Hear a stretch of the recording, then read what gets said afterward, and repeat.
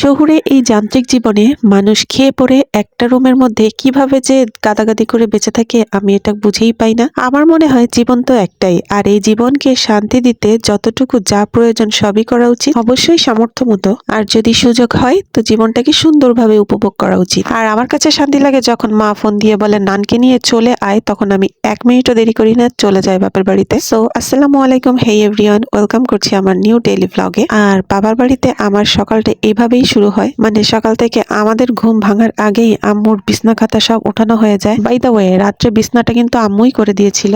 আর দেখেই বুঝতে পারছেন যে এখনো সূর্যের যে রোদের ঝলকানি সেটা এখনো এসে পড়েনি। এর কারণ হলো আমাদের বাসার সবাই অনেক ভোরে ঘুমের থেকে ওঠে। ইভেন আমার ছেলেটাও, ও ফজরের সময় উঠে যে আবার একটা ঘুম দেয়। ওর নাকি ফজর দেখতে খুবই ভালো লাগে, আমাকে প্রায় বলে মা আমি একটু ফজর দেখবো। তো সকাল সকাল ঘুম থেকে উঠে দেখলাম বাসায় অনেক প্রজাপতি, তো সেই প্রজাপতিদের পিছনে একটু লাগলাম। অ্যাকচুয়ালি সকালবেলাটা আমাকেও খুব ভালো লাগে, বাসায় থাকলে এই সময়টা আমি বাগানে থাকতাম। তো এর মধ্যে আপু আসলো, বলল সে নাকি খুব সুন্দর চুলা বানিয়েছে, তো তার চুলা বানানো দেখতে গেলাম। তো এটা মূলত একটা ছোট সাইজের চুলা, মানে সামিহার জন্য বানাচ্ছে আপু শখ করে। ছোট সাইজের চুলা দেখতে কিন্তু অনেক ভালো লাগে, কিউট আছে। তো এই যে হচ্ছে এই চুলার ফাইনাল লুক। তো এটা দেখে আপুকে বলছিলাম এইবার শীতে কিন্তু এটাতে পিঠা বানিয়ে খাবো। ইভেন এই চুলা দেখে ছোটবেলার পিকনিকের কথা মনে পড়ে যাচ্ছে, তো বললাম এখানে আমরা পিকনিকও করব। চুলা বানানোটা কিন্তু অনেক সুন্দর হয়েছে বলো। এদিকে চুলা বানানো দেখতে দেখতে আম্মু ডাক দিল, সকালের নাস্তা হয়ে গেছে। তো এসে দেখি আম্মু আমার ফেভারিট আলু ভর্তা আর ডিম ভাজি করেছে। যেহেতু বাসায় বসে সব সময় রুটি খাওয়া হয়, তো আম্মুকে একদিন বাসায় বসে বলছিলাম অনেকদিন ধরে সকালবেলা আলু ভর্তা আর ডিম ভাজি খেতে মন চাচ্ছে। তো আমি বাবার বাসায় আসার পরে আম্মু এটা করছিল,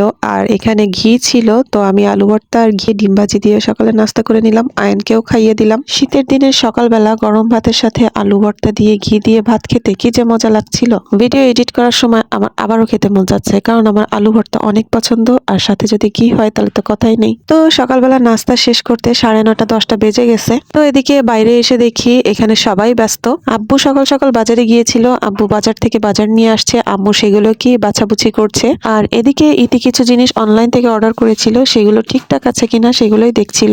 আর শীতকালে রোদে বসে কাজ করার মজাই অন্যরকম। আম্মু পিঠে রোদ ঠেকিয়ে তারপরে কাজকর্ম করছিল, আর এদিকেই যে আব্বু বাজারগুলো আনছিল আমি সেগুলো দেখছিলাম। আয়নের শার্পনারটা আসার সময় পড়ে গিয়েছিল, রোজা বুড়ি আমাকে সেটাই দিল। যেহেতু আয়নের এক্সাম চলছে, তো সবাই যখন এখানে আছে আমিও আয়নকে বললাম চলো রোদে বসে লেখাপড়া করব। কিন্তু কে শোনে কার কথা, এবারই আসলে ও মনে হয় একটু বেশি পাওয়ার পায়, আমার কথার কোনো গুরুত্ব দেয় না, কারণ জানে আমি যদি ওকে কিছু বলি তো এখানে আমাকে শাসন করার জন্য অনেক মানুষ আছে। ওই যে বলে না মামু বাড়ির পাওয়ার বলে কথা। আব্বু মাছ এনেছিল, আম্মু মাছগুলো বের করছিল। এখানে আব্বু 2 পদের মাছ নিয়ে আসছে, বড় তেলাপিয়া মাছ আমরা সবাই খুব পছন্দ করি। আয়নের বাবাও এই বড় তেলাপিয়া মাছটা খুব পছন্দ করে, আর সাথে ছিল চিংড়ি মাছ। আর এই পাশে আয়নকে বলেছিলাম পাটি বিছিয়ে এখানে লেখাপড়া করতে, তো ও পাটি আনতে গিয়েই হাতে পাচ্ছিল না। এরপর অনেক কষ্টে চেষ্টা করে তারপরে পাটিটা হাতে পেয়েছে। তো ওকে বলেছিলাম এই রোদের মধ্যে পাটিটা বিছিয়ে এখানে বসো, কিন্তু আমার ছেলে বুঝতেই পারছে না কিভাবে সে পাটিটা বিছাবে, এপাশ ওপাশ করেই যাচ্ছে।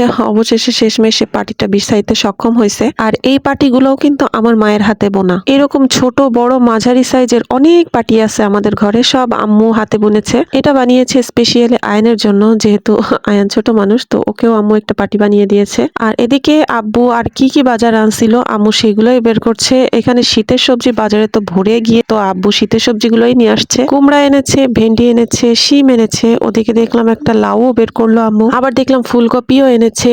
আর আলু তো সব বাসায় থাকবে, মাস্ট হ্যাভ, তো আলুও এনেছে। শীতের সবজি কিন্তু খেতে আমার খুবই ভালো লাগে। তো এগুলো আম্মু আমাকে প্যাকেট করে দিল ফ্রিজে রেখে আসার জন্য। আম্মু মাছগুলো ঠিক করে নিচ্ছিল, আর ওদিকে ইতি যে মাছগুলো অর্ডার করেছিল সেগুলোই দেখছিল। আর এইটা ছিল সব থেকে বড় মাছ, মানে সব থেকে বড় শুটকি মাছ। এত বড় শুটকি আমি জীবনে কখনো দেখিনি। ইতি সেটাই আমাকে দেখালো, দেখ কত বড় মাছ। মূলত ওর কিছুদিন ধরে শুটকি মাছ খেতে মন চাচ্ছিল, তো এই মাছগুলো ও অর্ডার করেছিল। আর সবগুলো মাছ এখানে বের করে শ্রেণীতে করে রোদে দেওয়া হয়েছে। কিন্তু আমি তো শুটকি মাছ একদমই পছন্দ করি না, এটার গন্ধে সারা বাড়ি ছড়াই গেছে। আমাদের বাসায় আমি আর আব্বু বাদে এটা সবাই পছন্দ করে, ইভেন আমার ছেলেও। মাঝে আমার শাশুড়ি চাপা শুটকি ভর্তা করেছিল, আর সেটা আয়ান খুব মজা করেই খেয়েছিল। তো আমি বাদে আমার আশেপাশে সবাই এটা পছন্দ করে। তোমরা কারা কারা শুটকি মাছ পছন্দ করো জানাও তো। আর এখানে কি কি শুটকি আছে কে বলতে পারবে, আমি তো একটারও নাম জানি না। তো এখানে জিরাও শুকানো দেওয়া হয়েছিল, জিরা তারপরে শুকনো ঝাল আম্মু মাঝে মধ্যেই রোদ দিয়ে উঠায়। আর এদিকে চুলার পিঠে আম্মু রান্না বান্নার প্রস্তুতি নিচ্ছিল, আর আমিনকে তার পাশে বসিয়ে দিয়ে গিয়েছিলাম লেখাপড়া করতে, মানে ছবি আঁকতে বসিয়ে দিয়ে গিয়েছিলাম, কারণ ওর ড্রয়িং পরীক্ষা সামনে। তো এখানে সুন্দর সকালে মিষ্টি রোদে বসে ও ড্রয়িং করছিল, আর পাশে বসে আমার মা রান্নার প্রস্তুতি নিচ্ছিল, আর আমি বসে বসে সেগুলো দেখছিলাম। তো ভাবলাম এখানে বসে না থেকে আম্মুকে একটু হেল্প করি। বসে না থেকে আমি কিন্তু চিংড়ি মাছগুলো বেছে ফেলতেই পারি, তো আমি এখানে চিংড়ি মাছগুলো বেছে নিয়েছি। এবার আম্মুর চুলা জ্বালানোর পালা। তো আম্মু এখানে চুলা জ্বালানোর ট্রাই করছে। মূলত আমি এসেছি কালকে, আজকে আম্মু আমাকে দাওয়াত দিয়েছে। আম্মু আজকে বিরিয়ানি রান্না করবে। অনেকদিন ধরে ইতিও খেতে যাচ্ছে, আর আয়ান আর আমার তো খুবই পছন্দ। তো আম্মু বললো আগে আসতে, তো চলে আসছি বিরিয়ানি খেতে। আর ভাবলাম আয়ানেরও যেহেতু অল্প কয়টা পরীক্ষা আছে, আর পরীক্ষা শেষে তো আমি মায়ের বাসাতেই আসতাম, তো একবারই আমি টোল টোপলা নিয়ে চলে আসছি। তো ঘুরে ফিরে দেখছিলাম বাসায় খাবার দাবার কিছু আছে কিনা। তো এই ডিব্বাটা খুলে দেখলাম এর ভিতরে অনেক কিছু রয়েছে। তো এর ভিতরে এই চকলেট বিস্কিটটা আমার খুব পছন্দ, তো এটা নিয়েই চলে আসলাম বাইরে, যেহেতু সবাই এখানে আছে, সবাই মিলেই খাবো। আর এদিকে আয়ন বলছি ওর ছবি আঁকা শেষ, তো বিস্কিটটা আমি নিয়ে ওকে দিলাম, ও ছিঁড়ে আমাদের সবাইকে দিবে।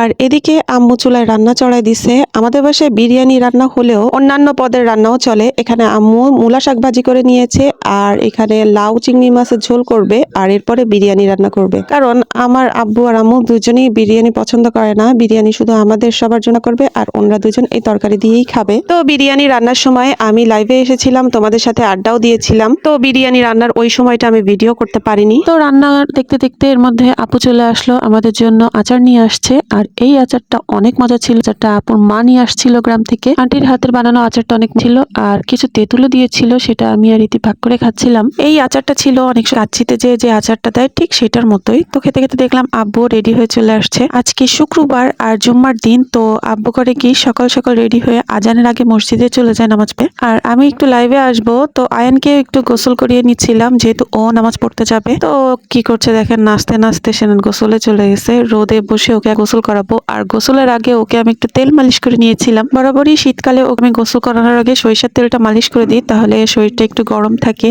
আর যেহেতু রোদে গোসল করবে, সো আমি ওকে গরম পানিটা দেইনি। আমি একদম কড়া শীত না পড়লে ওকে গরম পানি দেই না, কারণ গরম পানিতে গোসল করাটা ঠিক না। ওকে আমি যথাসম্ভব ঠান্ডা পানিতেই গোসল করানোর চেষ্টা করি। তো ওকে গোসল টোসল করে আমি গাত পায়ে একটু লোশন দিয়ে দিয়েছি, তারপরে ওকে সুন্দর করে রেডি করে মসজিদে পাঠিয়ে দিয়েছি। সেও নানার মতো আগে আগে মসজিদে যেতে চায়, কারণ মসজিদে দুই বন্ধু একসাথে যায়, আর একসাথে যে অনেক দুষ্টমি করতে পারে, সেই লোভে লোভে সে মসজিদে যায়। তো মসজিদে যাওয়ার ইচ্ছাটা ওর বরাবরই আছে, মাশাআল্লাহ, এটা যেন সারা জীবন থাকে। আর যাওয়ার সময় আমাকে একটু আদর করে দিয়ে গেল। ও প্রায় এই কাজটা করে, আমাকে যেখানে যায় না কেন যাওয়ার আগে একটু আদর করে দিয়ে যাবে। তো ওকে পাঠিয়ে দিয়ে আমি লাইভে ছিলাম, বিরিয়ানি রান্নাটা আমি লাইভে দেখিয়েছি, তোমরা দেখেছো। তো এই ছিল বিরিয়ানির ফাইনাল লুক। আর মাটির চুলায় বিরিয়ানি রান্না করেছে আজকে আম্মু। আর বিরিয়ানি খাবো তো তার সাথে একটু সালাদ তো করতেই হয়। আর ইতি আবার আমার হাতে সালাদটা খুবই পছন্দ করে, তো আমাকে বলছিল তুই তোর স্টাইলে সালাদ, তো সেটাই আমি বানিয়ে নিচ্ছিলাম। তো এই ছিল আমার সালাদ বানানো। আমার কালারফুল সালাদটা কেমন হয়েছে সবাই জানায়। তো দুপুরবেলা তাড়াতাড়ি গোসল টোসল করে নামাজ কালাম শেষ করে চলে আসছি বিরিয়ানি খেতে। বিরিয়ানি থেকে কি সুন্দর একটা যে ঘ্রাণ বের হচ্ছিল, তো সেই লোভে লোভে তাড়াতাড়ি করে বসে গেলাম খেতে। এই দিন বিরিয়ানিটা অনেক মজা হয়েছিল, খেয়ে দিয়ে দিয়েছিলাম বিশাল এক ঘুম। আর ঘুম থেকে উঠে দেখি আব্বু চটপটি নিয়ে আসছে বিকেলবেলা, তো সবাই মিলে চটপটি খেলাম, গল্প সল্প করলাম। আর আয়ানের যেহেতু পরীক্ষা ছিল, ওকেও কিছুক্ষণ পড়াশোনা করিয়ে নিলাম। তো এই ছিল আজকে সারাদিনের একটি ব্লগ। আমার কেমন লাগলো সবাই অবশ্যই জানিও। আজকের মতো এ পর্যন্ত, এখান থেকে বিদায় নিচ্ছি। টাটা, বাই বাই, আল্লাহ হাফেজ।